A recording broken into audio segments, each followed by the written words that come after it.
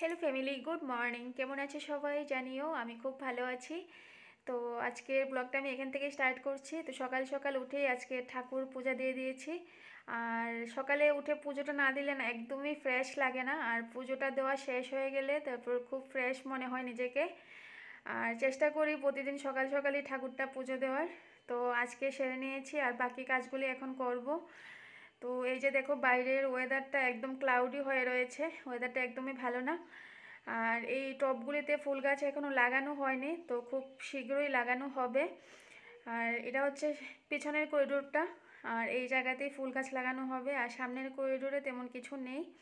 আর চাল আনা হয়েছে আজকে আজকে অনেক বাজার করা হয়েছে রুমের জন্য। তো রুমগুলিও একটু গুছগাছ করতে হবে। তো চলো দেখাই তোমাদেরকে কী কী আনা হয়েছে। এটা হচ্ছে আমাদের স্টোর রুমই বলতে পারো। তো অনেক কিছু রাখা হয় এই রুমের মধ্যে, আর আমার ঠাকুর ঘরও এটাই। তো সব কিছুই একসঙ্গে রাখা হয়। তো অনেক কিছু আনা হয়েছে যেগুলি লাগবে সংসারে।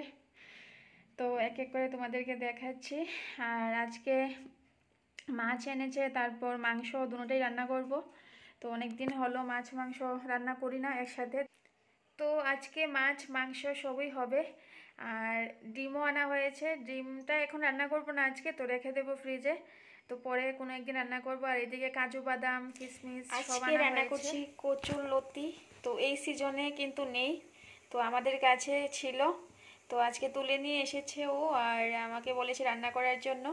আর আরেকটা জিনিস রান্না করছি, তারাও তোমাদেরকে দেখাচ্ছি। দুধটা একটু গরম করছি।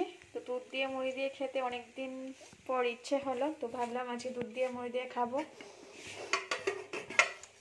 আর এই যে দেখো কচু ভাজি। তো ও বলেছে আজ এগুলো কিন্তু আমাদের কিচেন গার্ডেনই হয়েছে। তো কচু কেটে এনেছে একটা, তো বলেছে এগুলি ভাজি করার জন্য। তো আজকে ভাজি করব। আজকে সব ইউনিক খাবার রান্না করছি। আর সাথে আছে মাছ, ডাল, তারপর ধনেপাতা বাটা, আরও কি কি আছে। হ্যাঁ, তো অনেক কিছুই আছে আরও।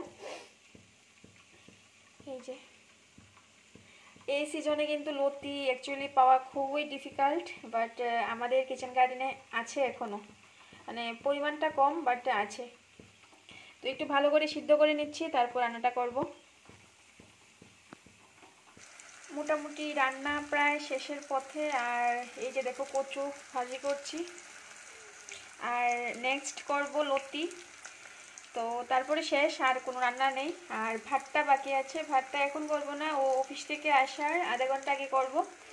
এই যে ডেক বসিয়ে রেখেছি, তো এখন বসাবো না, আরও পরে বসাবো। তো এইটুকুই, রান্না শেষ প্রায়। এইদিকে দেখো মাছ নিয়ে এসেছে ও। তো আজকে 3-4 রকমের মাছ এনেছে, তারপর দেশি মুরগ এনেছে। তো আজকে পুরোটা দিন আমি রান্না করেই কাটিয়ে দিয়েছি।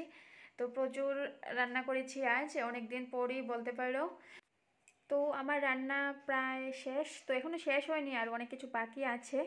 তো দেশি মুরগির লাল লাল ঝোল বানাচ্ছি আজ। আর এটা ডালটা একটু গরম করে নেব। তো আজকে অনেক দিন পরে আমি আবার দেশি মোরগের ঝোল রান্না করছি। আর এদিকে মাছ রান্না করছি, বড় মাছটি রান্না করছি, আর ছোটো মাছও করেছি, পাবদা মাছ। তো সবটাই তোমাদেরকে দেখাবো খাওয়ার সময়। তো কী রান্না করেছি তোমাদেরকে দেখিয়ে দিই একবার। এটা হচ্ছে মাছ, তারপর মাংস। আর মাংসটা খেতে কিন্তু ভীষণ টেস্টি হয়েছিল। সবগুলি খাবারই টেস্টি হয়েছিল, তার মধ্যে মাংসটা কিন্তু ভীষণ টেস্টি হয়েছিল। আলু ভাজি, তারপর এখানে আছে পাবদা মাছ, পাবদা মাছের তেল ঝাল করেছি। আর এটা একদম সিম্পলভাবেই আমি রান্নাটা করেছি। তো যাই হোক, খেতে দারুণ হয়েছিল। আর এটা হচ্ছে বুটের ডাল। তো বুটের ডাল খেতে আমার ভালো লাগে, তার জন্য অল্প করে বানিয়েছিলাম। আর এখানে হচ্ছে ডাল, তারপর আছে কচু ভাজি, লতি। তো সব মিলিয়ে আজকে জমজমাট খাবার। তো যাই হোক, আজকের এই ব্লগটা আমি এখানেই শেষ করছি। তো কেমন লেগেছে তোমাদের, হ্যাঁ অবশ্যই কমেন্ট করে জানিও। তো তোমরা সবাই খুব ভালো থেকো, সুস্থ থেকো।